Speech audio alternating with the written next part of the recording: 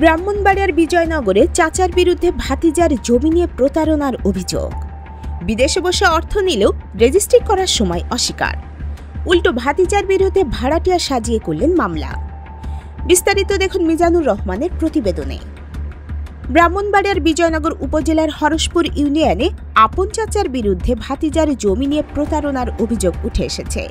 স্থানীয়রা জানিয়েছেন, মৃত ওহিদ মিয়ার ছেলে জুলহাস উদ্দিন সেনাবাহিনীতে কর্মরত থাকা অবস্থায় চাচা আব্দুল শহীদ মিয়ার কাছ থেকে মোবাইল ফোনে প্রায় ৭ শতক জমি কেনার চুক্তি করেন। সূত্র জানায়, সৌদি আরবে থাকা অবস্থায় আব্দুল শহীদ টাকার প্রয়োজনের কথা বলে হরসপুর মিলনমুড়ি এলাকার জমিটি ভাতিজা জুলহাসের কাছে ১৪ লাখ টাকায় বিক্রির প্রস্তাব দেন। শর্ত অনুযায়ী বিদেশ থেকে ফোনে তিনি বলেন ১০ লাখ টাকা চাচি ফুলবানুর কাছে বুঝিয়ে দিতে। পরে জুলহাস উদ্দিন এবং তার স্ত্রী রিপা সুলতানা চাচার বাড়িতে গিয়ে ফুলবানু ও চাচাতো ভাই শামীম মিয়ার হাতে টাকা তুলে দেন। স্থানীয়দের দাবি, টাকা দেওয়ার পর আব্দুল শহীদ পরিবারের সদস্যদের ফোনে নির্দেশ দেন জমি মেপে বুঝিয়ে দিতে। জমি হাতে পাওয়ার পর জুলহাস সেখানে ৫ তলা ফাউন্ডেশনের নির্মাণ কাজ শুরু করে ছুটির মেয়াদ শেষে আবার মিশনে ফিরে যান। এরপর তার স্ত্রী বাকি নির্মাণ কাজ শেষ করে ৭ বছর ধরে পরিবার সহ শান্তিপূর্ণভাবে বসবাস করে আসছেন। বাড়ি নিয়ে সমস্যা মানে এই বাড়িটা আমার চাচার কাছ থেকে ৭ শতক জমি, আমি ওনার কাছ থেকে মোবাইলের মাধ্যমে ওনার সাথে আমার কন্টাক্ট হয়। সে বিদেশে ছিল, আপনার চাচা বিদেশে, আপনি বাড়িতে ছিলেন। তখন দেশে ছিলাম, তখন ওনার সাথে মোবাইলে কন্টাক্ট হয়। হওয়ার পরে তখন উনি ১৪ লক্ষ টাকা দাম নির্ধারণ করে। তখন আমি ১০ লক্ষ টাকা ওনার ওয়াইফ এবং ওনার বড় ছেলে যে শামীম, ও দুইজনের কাছে বাড়িতে গিয়া ১০ লক্ষ টাকা দেওয়ার জন্য বলে। তখন ওদের আমার স্বাস্থ্য ভাই শামীম এবং ওনার ওয়াইফ দুজনকে আমি বাড়িতে গিয়ে ১০ লক্ষ টাকা দিই। দেওয়ার পরে তারপরে পরবর্তীতে ওরা আইসা যে ওনার যে ৫ শতক যে জমি, এই জমিটা আমাকে বুঝাই দেয়। বুঝাই দেওয়ার পরে তখন আমি এখানে কাজ শুরু করি। কাজ শুরু করার পর কিছুদিন মানে কাজ করা রানিং অবস্থা, কাজ শুরু চলতেছে। তারপরে আমি আমার ছুটি শেষ, আমি চাকরিতে জয়েন করি। চাকরিতে জয়েন করার পরে তখন আমার ওয়াইফ এই বাকি যে কাজগুলা, এই কাজগুলা মানে রানিং কাজ করতে থাকে। বর্তমানে এখন এটা বাড়ি কমপ্লিট করে আজকে এখানে থাকতেছি। আমার ওয়াইফ, ছেলে, সন্তান প্রায় ৭ বছর ধরে এখানে বসবাস করতেছি।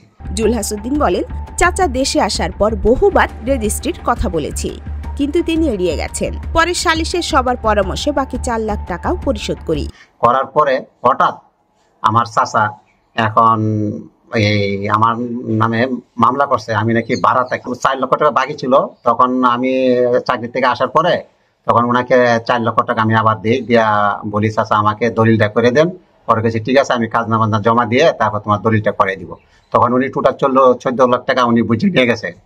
নেওয়ার পর তখন আমাকে দলিল দিবে বলে আমাকে অনেক ঘুরাইতেছে। ঘোরানোর পরে তখন এলাকার লোক যে মান্যগণ্য ব্যক্তি আছে যে সালিশ করে, ওনাদেরকে আমি জানাইলাম। জানানোর পর তখন ওনারা ডাকছে ওনাকে। ডাকার পর তখন এই ঘটনাগুলা বাড়িতে করছে, এটা তো জানে, জমি যে কিনছে এটাও এলাকার লোক জানে। কিন্তু ওনাকে সরাসরি তখন জিজ্ঞেস করার পর হ্যাঁ আমি ১৪ লক্ষ টাকা নিছি, আমার ভাতিজার কাছে জমি বিক্রি করছি, কিন্তু দলিল আমি দিব বললা এই অঙ্গীকার করে ওই দরবার থেকে সালিশের থেকে উনি আসে। আসার পরে তারপরে ১ সপ্তাহ টাইম ছিল দলিল করে দিব। ১ সপ্তাহ পার হওয়ার যাওয়ার পরে ১ মাস যা ২ মাস যা উনি কোনো দলিল আমাকে দেয় নাই। যে বাড়িটা করছে এটা সম্পূর্ণ জুলহাসের, এটা জুলহাসে তার কাছে খরিদ করে দিয়েছে। শুধু বাকি রয়ে গেছে এদের ভিতরে দলিলটা, সেই দলিলটা দেয় নাই শহীদকে, এটা আমি জানি। সে আজকে মিথ্যাচার বলতেছে, আমার এই কি বলে বাতিজারা জায়গাটা দেয় নাই, ঘরটা আমার, বাড়িটা আমার। আসলে সম্পূর্ণ মিথ্যা। ঘর জায়গা সম্পূর্ণ হইলো জুলহাসের, কারণ জায়গাটা আব্দুল শহীদের, কিন্তু জুলহাসের পরিসূত্রে কিনে নিয়ে গেছে, টাকার বিনিময়ে কিনে নিয়েছে, শুধু দলিলটা বাকি রয়েছে। কিন্তু তারপরও রেজিস্ট্রি দেয়নি।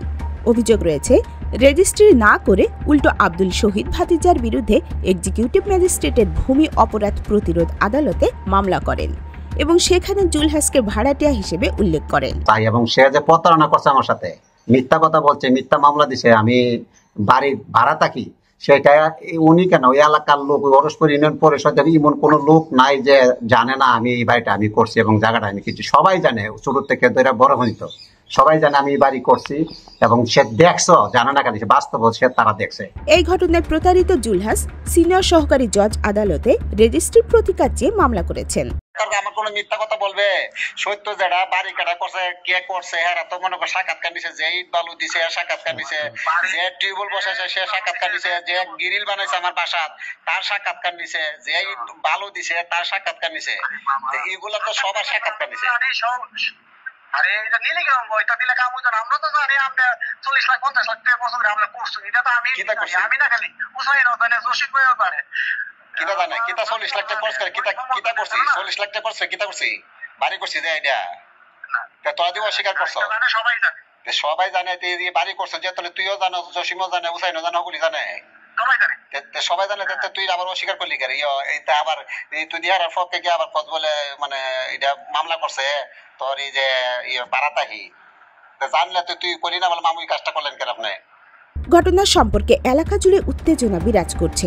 স্থানীয়রা মনে করছেন স্বজনের উপর এমন প্রতারণার ঘটনা উদ্বেগজনক। জমি প্রতারণা নিয়ে আরও তথ্য প্রমাণ সহ দ্বিতীয় পর্ব প্রকাশিত হবে প্রতিদিন অগ্রযাত্রায়। অগ্রযাত্রা প্রতিদিন, নির্ভীক প্রত্যয়ে উজ্জীবিত।